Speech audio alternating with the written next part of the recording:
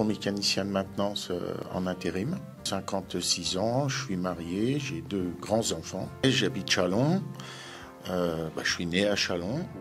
L'histoire, je suis syndicaliste dans ma boîte intérimaire, élu au CSE avec des responsabilités syndicales. J'ai été instituteur pendant 37 annuités et demie. Et j'ai été à Laon, à Châlons et j'ai fini à Gergy. Je milite depuis très longtemps, depuis 1968 environ. Et je suis syndicaliste également. Depuis que je m'intéresse au monde, à notre environnement, je constate une dégradation de notre milieu de vie depuis au moins 50 ans. Je constate que notre milieu se dégrade. C'est lié à l'industrie et à toutes les pollutions qui sont elles-mêmes liées aux nécessités économiques, et les nécessités économiques nous ramènent au capitalisme. Alors, je milite dans mon organisation politique, dont je suis trésorier. Nous organisons régulièrement des diffusions publiques.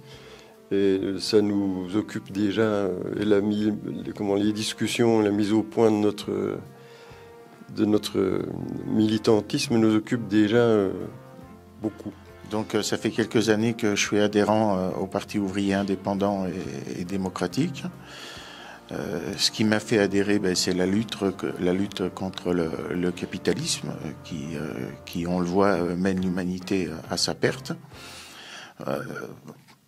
On est aussi un parti internationaliste, donc ce qui fait qu'on a beaucoup de camarades sur toute la planète. On fait d'ailleurs une conférence en fin d'année avec 57 camarades de 57 pays qui seront présents.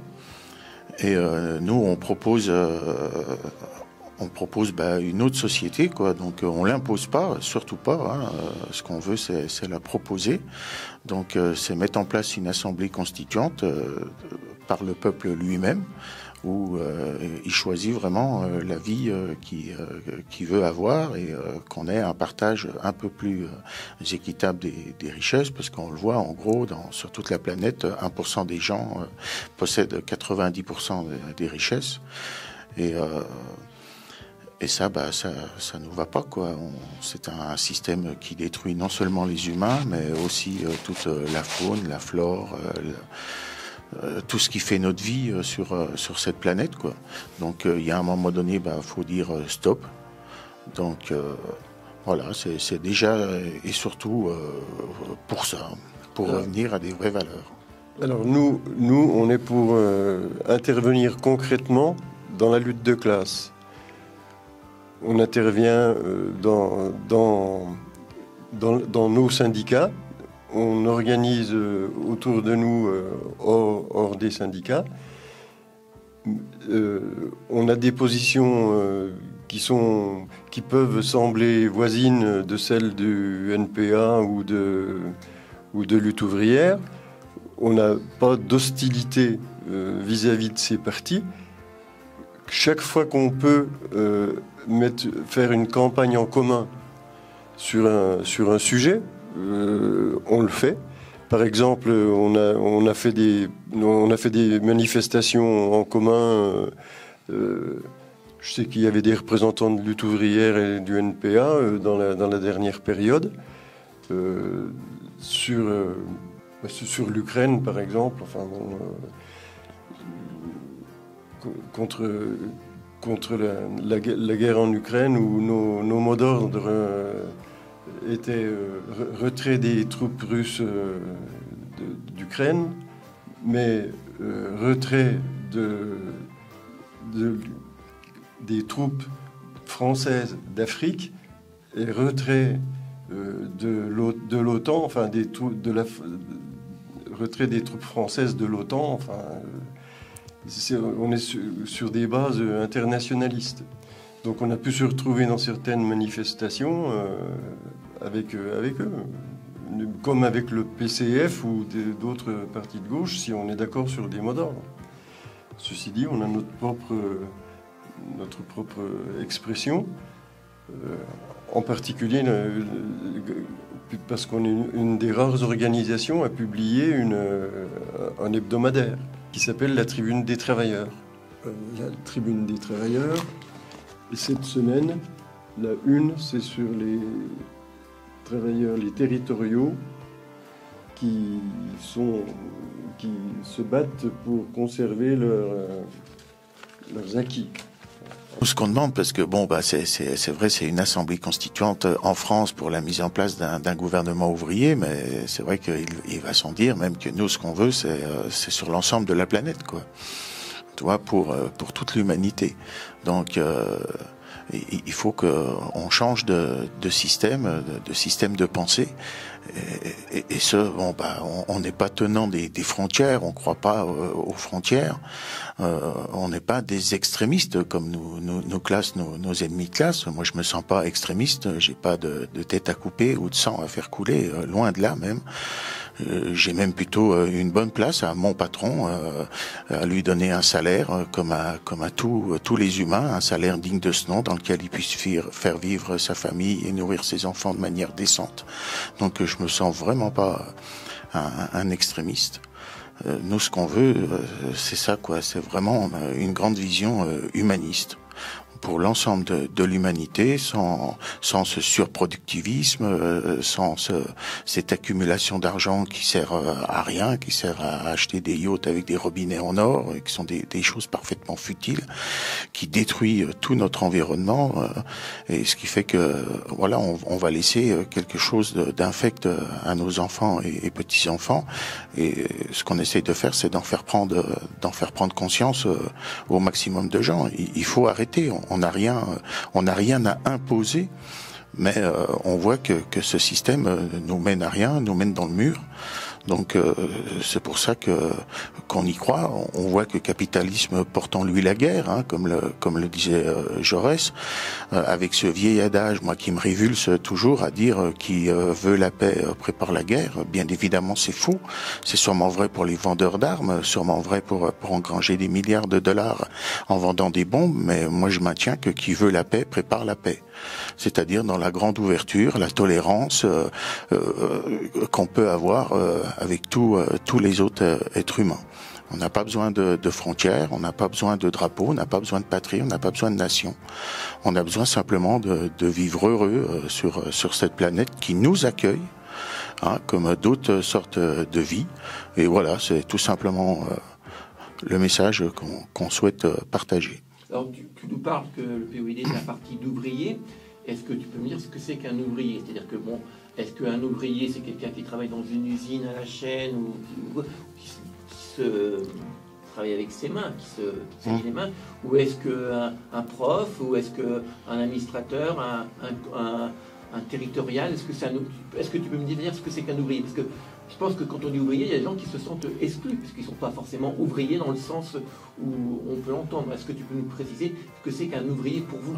Pour nous, un ouvrier, donc, c'est pas vraiment... C'est une vieille dialectique qui date du 19e siècle, où on parlait de bourgeoisie et de classe ouvrière, mais évidemment, c'est plutôt... Il faut bien faire la différence entre les possédants, ceux qui possèdent, et ceux qui sont exploités, le prolétariat, qui dépend de quelqu'un pour obtenir ce moyen de subsistance.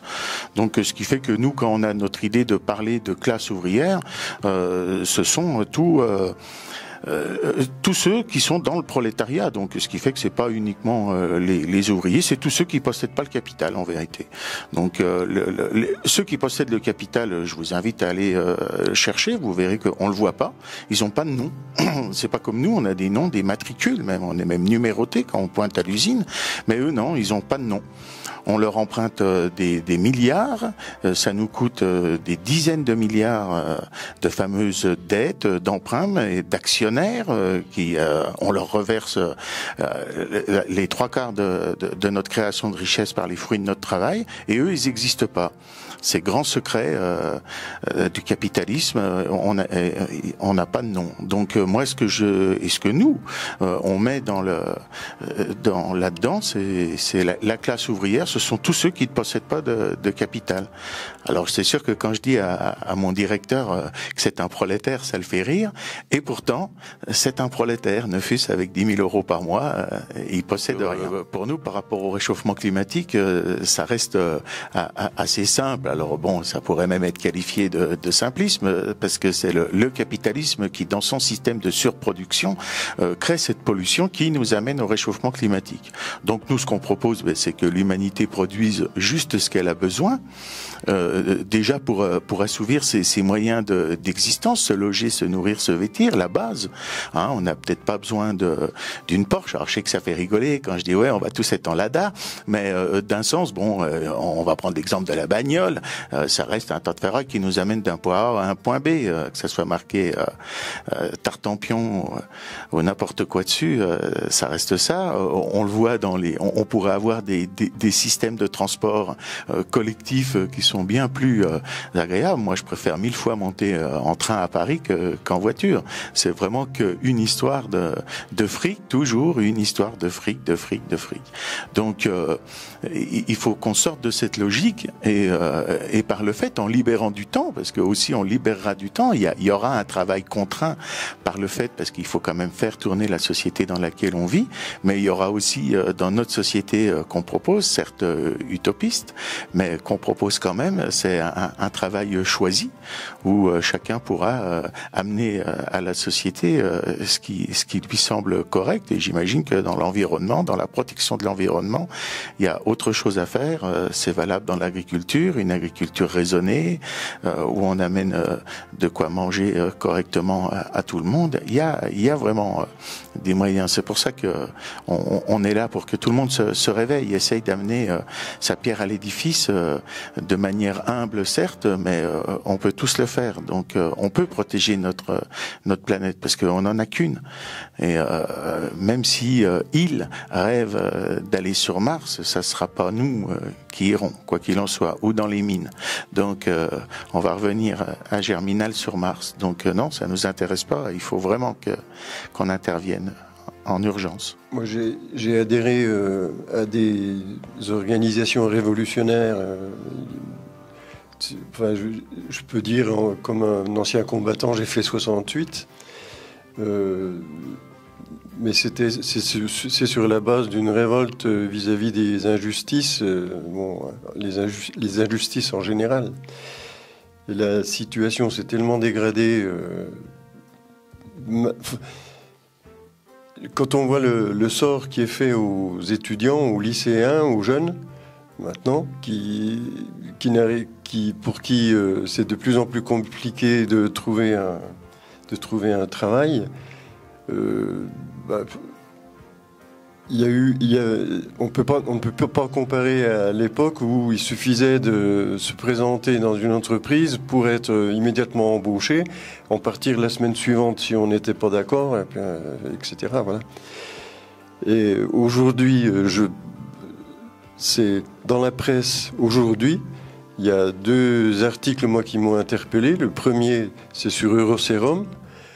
Les travailleurs de Eurosérum sont en grève, puisque leur boîte, c'est plus de 130 salariés qui vont être licenciés, puisque leur boîte ferme et qu'il n'y a pas de repreneur. Donc Eurosérum fait partie d'un groupe, d'un très grand groupe, d'une multinationale, qui a, comme toutes les multinationales, bénéficié des prêts, des fonds mis à leur disposition par le gouvernement Macron, à la hauteur de plus de 600 milliards. Donc, après avoir empoché les sous, les dirigeants d'Eurosérum licencient, puisque apparemment les ouvriers ne permettrait plus de faire suffisamment de bénéfices. Eurosérum, c'est près de Mâcon, c'est une boîte de transformation agroalimentaire qui transforme des produits laitiers. Enfin, voilà. Un autre article, c'est l'hôpital d'Autun, hôpital et urgences. à Autun, comme dans tous les hôpitaux, ou les 99% des hôpitaux, les hospitaliers se demandent comment ils vont passer l'été, puisqu'ils sont arrivés à un stade où il n'y a même plus moyen de trouver de personnel. Il faut faire le lien, à mon avis, entre les 600 milliards qui ont été distribués, Macron a trouvé 600 milliards, plus de 600 milliards tranquillement. C'est les députés ont approuvé, ont voté à l'unanimité plus de 300 milliards d'aides aux entreprises. Mais les travailleurs n'ont aucun contrôle sur ces sommes. Et maintenant, Macron vient dire qu'il n'y a pas d'argent pour les hôpitaux. Il y a plus de 3 ans que les urgentistes alertent sur le fait que les urgences sont en danger. On est au bout du bout maintenant. Apparemment, les urgences, dans un gros pourcentage de services d'urgence, ça ne fonctionnera pas, ou très mal, cet été. Donc, qu'est-ce qu'ils ont fait? Qu'a fait le gouvernement Macron? Il a trouvé les sous pour les entreprises, mais il n'a pas trouvé un centime pour satisfaire les revendications des hospitaliers. Voilà.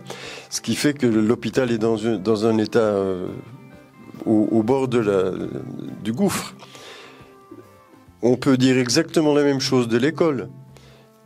Les écoles sont dans un état... les enfants ont énormément souffert de la pandémie. Le souci de l'inspecteur d'académie, c'était quand même de chercher quelle classe il allait fermer. Ils ont passé 3 ou 4 mois à chercher quelle classe ils allaient bien pouvoir fermer. Bon. Et toujours, ces 600 milliards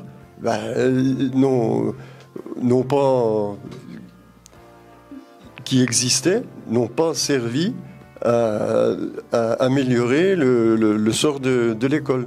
On peut prendre ainsi des quantités d'exemples. La destruction des services publics, on ne sait pas 20 mots.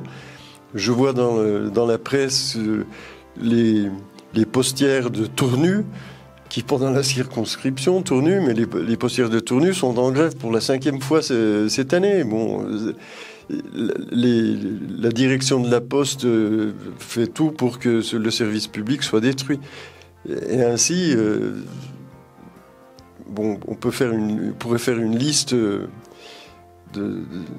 cas comme ceux-là. Il faut dire qu'en plus des 600 milliards qui ont été mis à leur disposition, les capitalistes ont réalisé au moins 160 milliards de bénéfices. Les 40 entreprises du CAC 40 ont réalisé 160 milliards de profits, en plus. Pendant quelle période? Pendant la période du Covid? Pendant la période du Covid. D'abord, si on veut satisfaire les revendications immédiates, comme par exemple l'augmentation du coût de la vie, la nécessaire augmentation des salaires. Si on veut résoudre ces problèmes, il faut aller chercher l'argent là où il est. Où il est, je l'ai dit tout à l'heure, il est dans les centaines de milliards qui ont été mis à la disposition des entreprises et dans les profits qu'ils ont réalisés.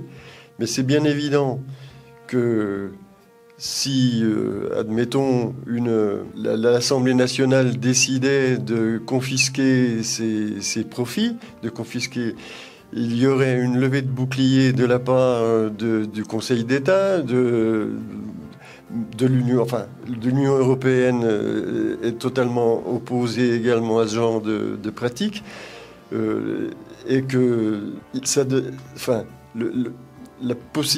pour arriver à confisquer ces sommes, ça demanderait la mobilisation générale de ce que nous appelons la classe ouvrière, c'est-à-dire tous les gens qui vivent grâce aux revenus de leur travail, voilà, et non pas grâce aux revenus du capital. Il y a des organisations ouvrières qui portent une part de responsabilité dans l'organisation des mouvements, et puis il y a la mobilisation de la base. Et on a pu constater dans la dernière période que beaucoup de mouvements sont partis de la base. En particulier dans la région parisienne, les territoriaux de la région parisienne ont fait des assemblées générales et ça a donné lieu à des mouvements importants de grève, de manifestation. Voilà. Et moi, je ne vois pas d'autre chemin possible pour arriver à arracher les revendications. Là, il ne s'agit pas d'une mobilisation populaire, il s'agit d'une mobilisation de la classe, avec ses organisations, ses syndicats, ses partis. Il y a des partis qui se réclament de la classe ouvrière, il y a des organisations qui se réclament de la classe ouvrière. Il faut que les responsables prennent leurs responsabilités. Les gilets jaunes n'avaient qu'un lien très très lointain avec les organisations ouvrières. On a tout vu dans les gilets jaunes. On a vu des syndicalistes et on a vu des gens qui cassaient la gueule des syndicalistes dans les gilets jaunes. Alors bon, nous on pense qu'il n'y a pas moyen d'y arriver sans être clair. Je pense que les mouvements syndicaux ont toujours une légitimité, je dirais presque, évidemment. Donc on revient aux fameuses grèves de 1936 et la création, l'autorisation réelle d'avoir des institutions représentatives du personnel.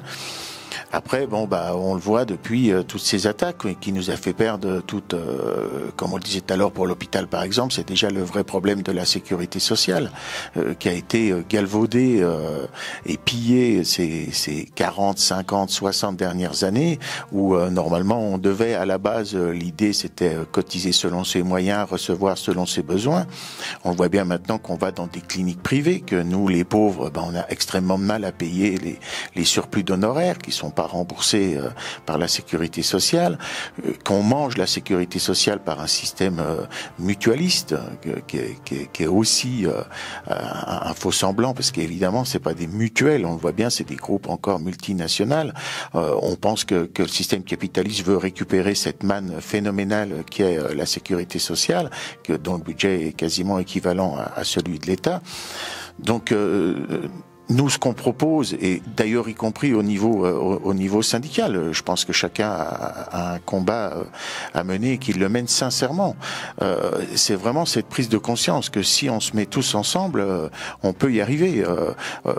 On veut plus d'une société où j'hésite à emmener mes enfants à l'hôpital parce que j'ai pas de carte bleue.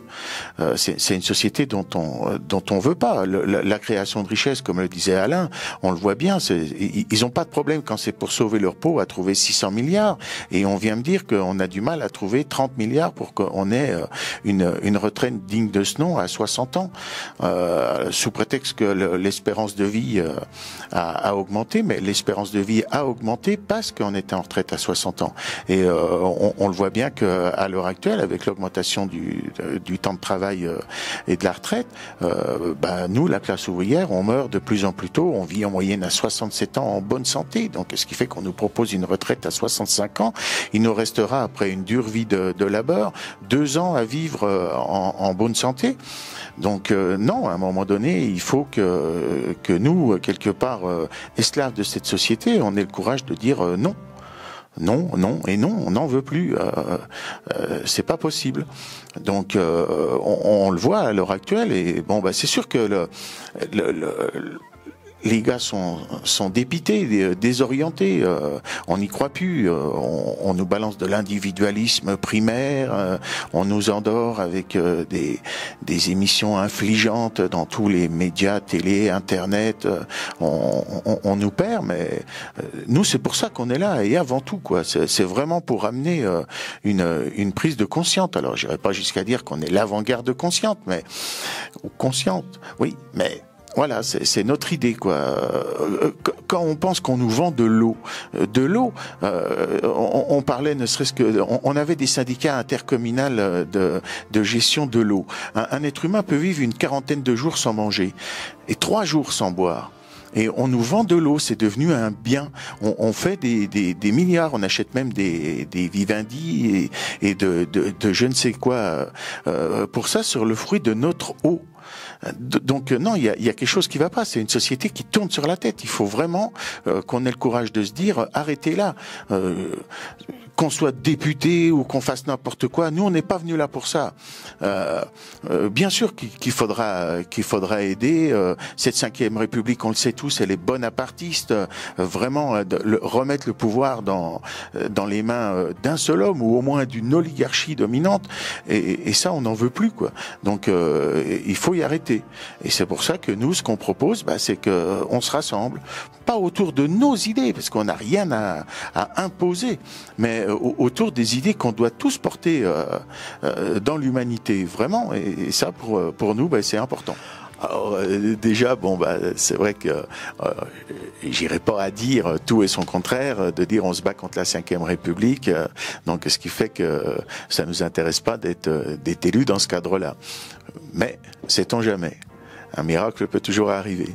Donc, on serait porteur de lois, bien évidemment, qui seraient du style l'interdiction des licenciements. Alors, au début, comme ça paraît assez rigolo de dire ça. On dit, ah ouais, interdire les licenciements et la fonction économique. Je sais pas, je veux prendre un exemple. Je travaille chez Michelin depuis des années.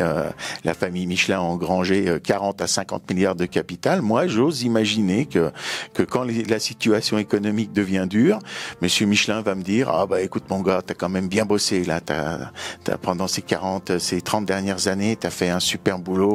Je vais taper un peu dans mon capital pour pouvoir te garder, parce que tu l'as bien mérité, plutôt que d'être jeté dehors comme un chien.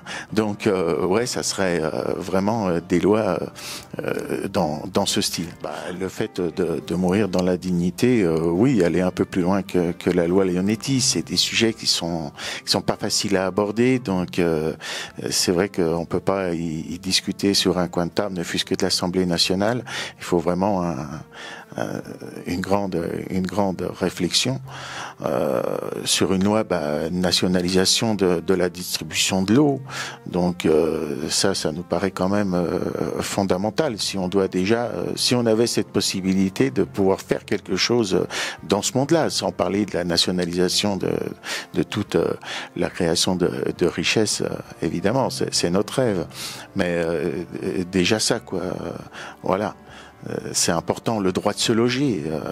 Moi, je le vois en intérim, j'ai des gars qui travaillent 35 heures par semaine et qui dorment dans leur voiture. Et ça, c'est quand même pas normal. On le voit, il y a des milliers de logements qui sont libres et il y a des gens qui dorment dehors. Changer vraiment toute cette vision sur les migrants, par exemple. On a tendance à les recevoir comme si c'était des choses qui venaient d'ailleurs, lorsque c'est des êtres humains qui viennent de notre planète, c'est nos frères. Et plutôt que de se demander, ah oui, mais on peut pas recevoir toute la misère du monde. Certes, on peut pas recevoir toute la misère du monde. On dit pas le contraire, mais il faudrait peut-être se poser la question, pourquoi ils sont partis de chez eux? Qu'est-ce qui a fait que ces êtres humains sont déracinés? Si on se met à leur place, est-ce qu'on imagine qu'un jour, comme ça, comme une fleur, je décide de quitter les miens, la terre où je suis né, toute ma famille, tous mes amis, pour le plaisir de venir toucher les allocs en France. Mais c'est n'importe quoi de penser ça. On voit bien que c'est encore le capitalisme et son système qui est inique, qui les amène à pousser à la misère. On exploite leur sol, on exploite leurs richesses, et sous prétexte qu'ils n'ont pas la technologie pour l'extraire, on les sous-paye. Ce qui fait que, évidemment, ils viennent chez nous. Quand on voit les risques qu'ils prennent, traverser la mer en Zodiac à 15 dessus, on dit attends, ils viennent pas pour le plaisir, ils viennent pas faire une balade. C'est vraiment, ils seraient sûrement heureux de rester chez eux, et ils seraient sûrement de venir, s'ils avaient les mêmes conditions de vie que les nôtres, de venir chez nous en touriste, comme j'aurais le même plaisir à aller chez eux. Donc ça aussi, c'est le genre de raisonnement qu'il faut arrêter. Non, les migrants viennent dû à la misère, à la guerre, et on achète une partie de leur classe dirigeante, on le voit bien, dans toute l'Afrique c'est exactement le cas, et ça on le dit jamais. On constate qu'ils sont là, mais il faut se poser la question, pourquoi ils sont là? Donc c'est pour ça qu'on est aussi un parti internationaliste et qu'on a ce genre de valeurs, pour se poser les bonnes questions. Si on avait la chance, alors la chance d'ailleurs, ou la malchance, mais bon, si on avait un député représentant la 5e circonscription, comme on le disait déjà, travailler sur, se battre même, parce que ça doit être ça aussi, un député. On me dit on peut pas appeler à la grève générale à l'Assemblée nationale, mais Jaurès le faisait, donc on pourrait peut-être faire ça, hein, soutenir tous les mouvements ouvriers, aller vers l'hôpital. On le voit avec l'hôpital de Monceau, l'hôpital du Creusot, c'est l'hôpital d'Autun, comme disait Alain tout de suite. C'est vraiment pas normal. Il y a quelque chose qui va pas. Donc, bien sûr, un député, il doit aller aussi chercher le peuple qu'il est censé représenter. Lui dire, attends, mon camarade, là, moi, je suis peut-être député, mais j'ai besoin de toi. Donc, aller là, soutenir dans toutes les luttes, dans toutes les grèves. C'est ça, le rôle d'un député. D'aller à la sortie des tôles, dire, attends, camarade, mets-toi en grève, parce que tu dois pas avoir ce salaire-là par rapport à la richesse que tu crées. Donc c'est tout ça, voilà. Alors je me leurre pas, mais c'est ce que je ferai.